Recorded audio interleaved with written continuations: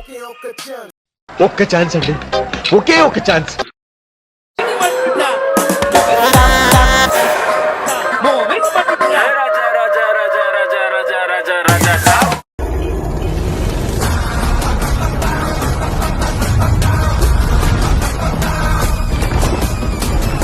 ఎలక్షన్లు దగ్గర ఉన్నాయి కదా, మన సర్పంచ్ గా చూపించడానికి వచ్చేస్తున్నారు కదిరి కింగ్స్. రండి రండి. అరే తమ్ముడు, నేను 16 పల్లెలకు సర్పంచ్గా నిలవన్నా కదా, మన గురించి ఎవరైనా ఏమని అనుకుంటున్నారా? ఏమో అయ్య గారు, అన్ని మీ నామాలకే తెలుసు, మీ నామాలనే అడగండి. అరే ఈ నామాలు గాడు ఏంట్రా రోజు రోజుకు చాలా ఆలస్యంగా వస్తున్నాడు, ఒకసారి ఫోన్ చేస్తా ఉండడానికి. హలో అయ్యా. అరే నామాలు త్వరగా వచ్చాయరా. వస్తున్నానయ్యా. అయ్యా అయ్యా చెప్పండి అయ్యా. అరే ఏంట్రా రోజు రోజుకు చాలా ఆలస్యం. నాకు ఈ మధ్యనే పెళ్ళి అయింది కదయ్యా. తెలుసురా, మా భార్య బాత్రూమ్ లో నుండి సబ్బు రాసురా అని పిలిచిందయ్యా. రాసావా? దేశంలో పక్కోడు పని మీద ఉన్నంత ఇంట్రెస్ట్ సొంత పని మీద ఉండదు జనాలకి. వెళ్ళానయ్యా, కానీ తను బట్టలకి సబ్బు రాయమంటుందయ్యా.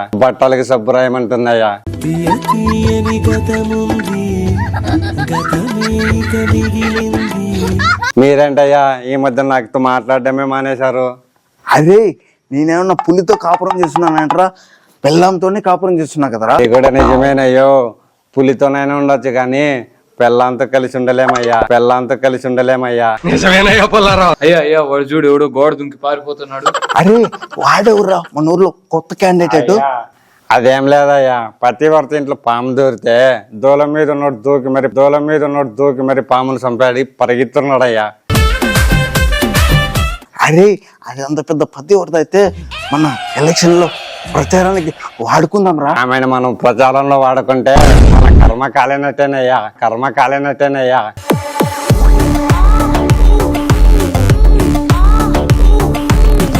అరే మన కథా కర్మ అంటే ఏంటో ఒకసారి నాకు వివరించరా. కర్త కర్మ క్రియ అంటే ఏం లేదయ్యా. కర్త అంటే అక్కడెక్కడో చైనా వాడు ఏంటేటో తినడాన్ని కర్త అంటారయ్యా. మనం ఇక్కడ శానిటైజర్లు మాస్కులు వాడాం కదయ్యా, దాన్ని కర్మ అంటారయ్యా. మన కోసం నిత్యం పనిచేసే పోలీసులు, నర్సులు, డాక్టర్లని క్రియ అంటారయ్యా.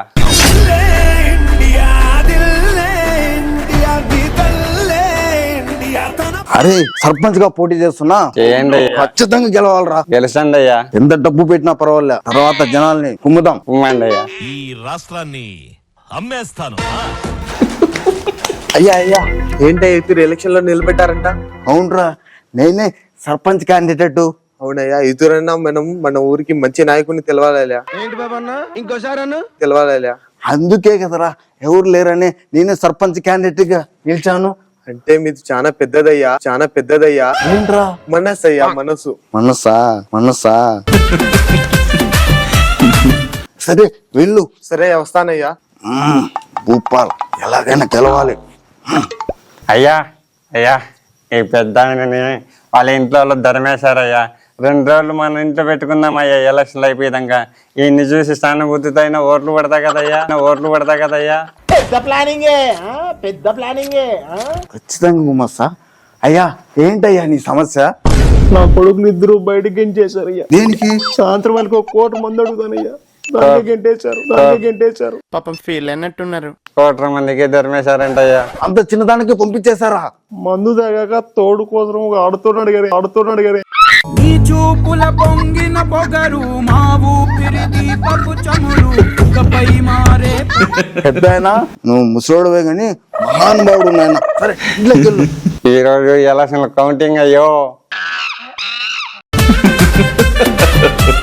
ఎలక్షన్ కౌంటింగ్, ఈ రోజు ఎలక్షన్ కౌంటింగ్, రేపు అయితా నేను సర్పంచ్. అయ్యా మీరు ఓడిపోయారంటయ్యా.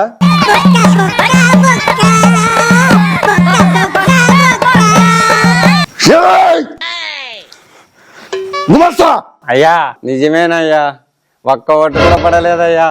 అతి నీచంగా ఓడిపోయామయ్యో. డబ్బు పంచలేదా, చీరలు పంచలేదా, మందు పంచలేదా? ఎందుకురా ఇలా జరిగింది? మనం చేయని కూడా ఎంత స్ట్రాంగ్ గా చెప్పొచ్చని మిమ్మల్ని చూస్తేనే తెలుస్తుంది సార్. అయ్యా చీరలు, డబ్బులు, నగలు పంచితే మేము సర్పంచ్ అవుతాం అనుకోవడం మన భ్రమయ్యా. జనాలు బాగా తెలివి మారారయ్యా. మన దగ్గర డబ్బులు తీసుకొని మంచి నాయకుడిని ఎంచుకున్నారయ్యా. నేను రాజకీయం సన్నాసం చేస్తున్నా, నాకు ఈ రాజకీయం వద్దు. మనకి దీని గురించి తెలిసింది ఏమంటే, మన మిడిల్ క్లాస్ వాళ్ళకు డబ్బుతో అవసరం ఉంది. ఎవరు డబ్బులు ఇచ్చినా తీసుకోండి, కానీ భవిష్యత్తు తరానికి మంచి చేసే నాయకుడినే ఎంచుకుందాం. సర్పంచ్ ఆచారి, ఇప్పుడు మనకు తెలిసినది ఏంటంటే ఇప్పుడు ఎలక్షన్లు దగ్గరలో ఉన్నాయి. దాని ఎలక్షన్కు మనకు ఇట్లా వేసుకోండి అని వీళ్ళు చూపించారు. అందుకు మహేష్ అన్న కూడా ఏం చెప్తాడో చూద్దాం. స్క్రిప్ట్ ఎంచుకున్న విధానం చాలా బాగా నచ్చింది నాకు. సో కదిరి కింగ్స్ నిజానికి కింగ్స్ అబ్బా, బాగా నవ్వించారు. నవ్విస్తూ ఒక మంచి మెసేజ్ ఇచ్చారు. ఎవరు ఎక్కువ డబ్బులు ఇచ్చినా తీసుకోవడం, బట్ మీకు మంచి చేసే నాయకుని ఎంచుకోవడం అనే కాన్సెప్ట్కి చాలా గుడ్ మెసేజ్ ఇచ్చారన్న ఈ స్టేజ్ తరపున. నిజంగా హ్యాట్స్ ఆఫ్ మీ అందరికీ, ఈ స్క్రిప్ట్ చేసిన ప్రతి ఒక్కరికి. అంతే కదా, మన నాయకుని మనమే ఎంచుకుంటారు అనే కాన్సెప్ట్ తీసుకొచ్చారు. సూపర్. సరే పోండి, పప్పు పెట్టారు. నెక్స్ట్ వచ్చేప్పుడు పాచం పెడతారు. బాగా స్కిట్ ఉంటారు. పోండి.